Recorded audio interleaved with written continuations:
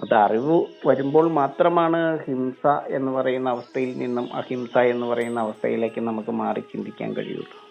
ആ നമ്മുടെ ബീജാത്മാവിന്റെ ഗ്യാരണ്ടി, നമ്മളുടെ മനുഷ്യന്റെ ബീജാത്മാവിന്റെ ഗ്യാരണ്ടി 120 വർഷമാണ്. ആ എന്നാൽ നമ്മളുടെ മനസ്സിന്റെ ഗ്യാരണ്ടി, ഹൃദയത്തിന്റെ ഗ്യാരണ്ടി 3 മിനിറ്റ് ആണ്. 3 മിനിറ്റ് മൂക്കും വായും കൂടി പൊത്തിപ്പിടിച്ചാൽ സാധാരണ ഒരു മനുഷ്യൻ മരിച്ചു പോകും. ആ നമ്മുടെ ശരീരത്തിന്റെ, അതായത് നമ്മളുടെ ഈ ശിവത്വമായിരിക്കുന്ന ശരീരത്തിന്റെ ഗ്യാരണ്ടി ആ 30 സെക്കൻഡാണ്. നീർക്കുമിളയുടെ ആയുസാണ്. സൈനൈഡ് നക്കി നോക്കിയാൽ ടേസ്റ്റ് പോലും പറയാൻ പറ്റില്ല. അപ്പൊ ഈ ശൈവഗണം എന്ന് പറയുന്നതിന് ഇത്രയും ഗ്യാരണ്ടിയേ ഉള്ളൂ, ആ 30 സെക്കൻഡ്. അതാണ് സംഹാരമൂർത്തിയാണ് ശിവൻ എന്ന് പറയുന്നത്. ശൈവശക്തി, ശരീരശക്തിക്ക് 30 സെക്കൻഡേ ഉള്ളൂ ആയുസ്. നീർക്കുമിളയുടെ ആയുസേ ഉള്ളൂ. നമ്മളുടെ ഹൃദയശനായിരിക്കുന്ന വിഷ്ണുവിന്, ഈ സസ്യലോകമാണ് ഹൃദയത്തെ സ്പന്ദിപ്പിക്കുന്നത്. ആ ഹൃദയശനിരിക്കുന്ന ഈ ഹൃദയത്തിന് 3 മിനിറ്റ് ആണ് ആയുസ്. അത് നിന്ന് പോകും. 3 മിനിറ്റ് ഓക്സിജൻ കിട്ടിയില്ലെങ്കിൽ, വായു കിട്ടിയില്ലെങ്കിൽ. ഈ ഹൃദയശനും ഈ ശൈവശക്തിയായിരിക്കുന്ന ശരീരവും, ഈ ഹൃദയവും ശരീരവും മനസ്സും ശരീരവും ആത്മശക്തിയിലാണ് സഞ്ചരിക്കുന്നത്. ബ്രെയിന്റെ ഗ്യാരണ്ടി, മനുഷ്യന്റെ ബീജാത്മാവിന്റെ ഗ്യാരണ്ടിയിലാണ് സഞ്ചരിക്കുന്നത്. ബ്രഹ്മശക്തിയുടെ ഗ്യാരണ്ടിയിലാണ് സഞ്ചരിക്കുന്നത്. ബ്രഹ്മാവിന്റെ ഗ്യാരണ്ടിയിലാണ് സഞ്ചരിക്കുന്നത് 120 വർഷം. അത് നമ്മളുടെ മനസ്സാണ് ഈ ജീവിതത്തിന്റെ ദൈർഘ്യത്തെ ഏറ്റുന്നത്. നമ്മളുടെ ജീവിതം ലോങ് പീരീഡിലേക്ക് കൊണ്ടുപോകണമെങ്കിൽ, അതെയോ ലോ ആക്കണമെന്ന് തീരുമാനിക്കുന്ന എല്ലാം മനസ്സാണ്. ഏറ്റവും ദീർഘമായിട്ടുള്ള ഒരു ആരോഗ്യ പദ്ധതിയിലൂടെ നമുക്ക് നമ്മളുടെ ജീവനെ 120 വർഷം ഗ്യാരണ്ടിയോട് കൂടിയിട്ട് നല്ല ആരോഗ്യത്തോടു കൂടി ജീവിക്കാനുള്ള എല്ലാ സാഹചര്യവും ഇവിടെ ഇന്നുമുണ്ട്. പക്ഷെ ആത്മീയതയുടെ തെറ്റായിട്ടുള്ള ഉപയോഗം കൊണ്ടാണ് നമ്മൾ 60 വയസ്സ് കഴിഞ്ഞാൽ ഒന്നും ചെയ്യാൻ പറ്റില്ലാത്ത രീതിയിൽ വാർദ്ധക്യം, ജരാനരകള്, രോഗവുമായിട്ട് രോഗബഹുവായിട്ട് ശരീരം മാറുന്നത്. രോഗദ്വയങ്ങൾ നമ്മളെ പിടിമുറുക്കി കഴിയുകയാണ്. ഇത് ആത്മീയതയുടെ തെറ്റായിട്ടുള്ള ഉപയോഗം കൊണ്ടാണ്.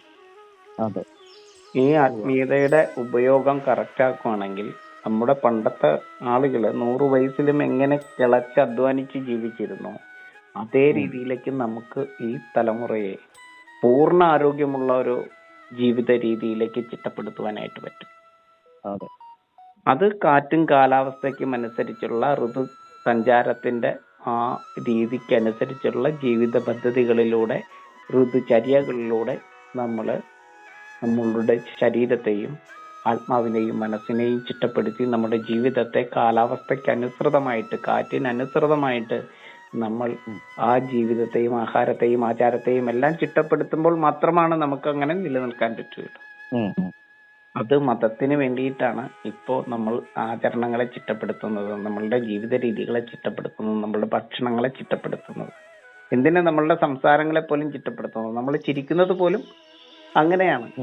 നമ്മളൊരു തമാശ കേട്ട് ചിരിക്കണമെങ്കിൽ, അല്ലെങ്കിൽ നമ്മൾ ഒരു അറിവ് കേട്ട് സന്തോഷിക്കണമെങ്കിൽ, അത് നമുക്ക് ഇഷ്ടപ്പെടുന്ന ആള് പറയണം എന്നുള്ളൊരു അവസ്ഥയിലേക്ക് വന്നു. നമ്മളുടെ മതത്തിൽപ്പെടുന്ന, നമ്മളുടെ ജാതിയിൽപ്പെടുന്ന, നമ്മുടെ രാഷ്ട്രീയത്തിൽപ്പെടുന്ന ആളുകളുടെ തമാശകൾ മാത്രമേ നമുക്ക് ആസ്വദിക്കാൻ ഇന്ന് പറ്റുന്നുള്ളൂ. അതേ രീതിയിലേക്ക് മനുഷ്യൻ അധപ്പതിച്ചിരിക്കുന്നു. ഇത് ഈ രീതിയിൽ അങ്ങോട്ട് മുന്നോട്ട് പോയാൽ ഭസ്മാസുരന് വരം കൊടുത്ത ഒരു സംഭവം. അതേ രീതിയില് നൃത്തം ചെയ്ത് ലാസ്റ്റ് നിറകെ തന്നെ തൊടും, പടമാകും.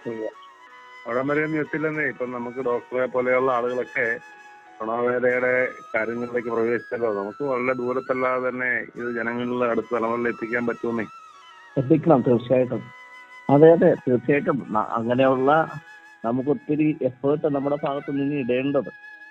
നമുക്ക് മാക്സിമം നമുക്ക് ട്രൈ ചെയ്യാം. നമ്മൾ വെറുതെ ഇരിക്കണ്ട, നമ്മളെ കൊണ്ട് പറ്റുന്നത് ചെയ്യുക. അതെ, തീർച്ചയായിട്ടും. മതചിന്തകൾ ഇല്ലാതാവണം, ജാതി ചിന്തകളും ഇല്ലാതാവണം. അതെ, അതിനപ്പുറത്തേക്ക് മനുഷ്യൻ മാറുന്ന ഒരവസ്ഥ, ആ വ്യവസ്ഥയാണ് വേണ്ടത്. അതിനു വേണ്ടിയിട്ട് ഫാദറിന്റെ ഒപ്പം ഞങ്ങളുണ്ട്. അതെ, തീർച്ചയായിട്ടും. അതെ, നമുക്കിത് പറയാൻ എളുപ്പമാണെങ്കിലും നമുക്കിത് മറ്റുള്ളവരോട് പറയാൻ എളുപ്പമല്ല. അവർക്കിതിപ്പോ സ്വപ്നം കാണാൻ പറ്റില്ലാത്തൊരവസ്ഥയിലാണ് ഫാദറെ നിൽക്കുന്നത്. ഇങ്ങനെ നമ്മൾ പറയുന്നത് പോലും കേൾക്കാനുള്ള ഒരു ക്ഷമ അവർക്കില്ല. കാരണം ഇത് മൂന്നായി പിരിഞ്ഞു നിൽക്കുകയാണ്, ഒരിക്കലും ചേരാത്ത വിധം മൂന്നായി പിരിഞ്ഞു നിൽക്കുകയാണ്. പക്ഷെ എവിടെയാണ് ചേരായ്മയുള്ളതെന്ന് വെച്ചാൽ നമ്മുടെ മനസ്സിലാണ്. ഉം. നമ്മുടെ മനസ്സാണ് യുദ്ധകലുഷിതമായിട്ടുള്ള അവസ്ഥയിൽ നിൽക്കുന്നത്. ഉം. വെറുപ്പ് മുഴുവൻ അടിഞ്ഞുകൂടിയിരിക്കുന്നത് മനസ്സിലാണ്, വേറെ എങ്ങുമില്ല ലോകത്ത്. അതെ. അപ്പൊ ഈ വെറുപ്പ് മനസ്സുകളിൽ മാത്രമാണ്. ആ മനസ്സ് മനനവേഗത്താൽ മാറ്റാൻ കഴിയുന്ന ഒന്നുമാണ്. അതാണ് എനിക്കൊരു പ്രതീക്ഷ. ഉം. മനസ്സൊറ്റ വാക്കുകൊണ്ട് മാറും. ഉം. സാധിക്കും, തീർച്ചയായിട്ടും സാധിക്കുന്നതാണ്. പക്ഷെ ആ സമയം എപ്പോഴാണ് വരുന്നതെന്നുള്ളതാണ്. ഇപ്പൊ ലോകത്ത് എവിടെയാണ് യുദ്ധം നടക്കുന്നത് ചോദിച്ചാൽ മനുഷ്യ മനസ്സുകളിൽ മാത്രമാണ്. വിദ്വേഷങ്ങളുള്ള മനസ്സുകളിൽ മാത്രമേ ഉള്ളൂ. വികാരങ്ങളും വിചാരങ്ങളും എല്ലാം മനസ്സുകളിൽ മാത്രമാണ്. ദൈവങ്ങൾ ഉറങ്ങുന്നതും മനസ്സുകളിലാണ്, ഉണർന്നിരിക്കുന്നതും മനസ്സുകളിലാണ്, വേറെ എങ്ങുമില്ല. ഉം. അമ്പലങ്ങളും പള്ളികളിലൊന്നും ഒന്നുമില്ല.